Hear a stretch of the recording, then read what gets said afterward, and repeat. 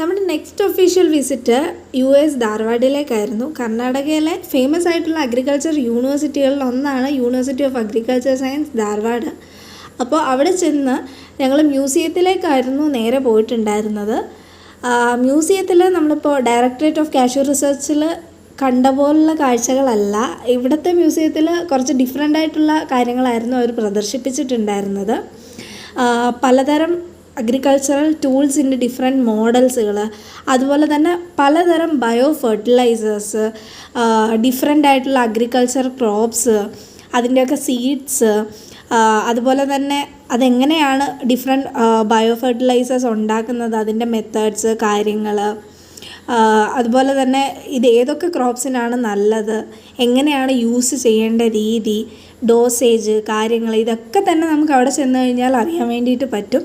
അപ്പോൾ ഇതായിരുന്നു അവിടുത്തെ വിശേഷങ്ങൾ.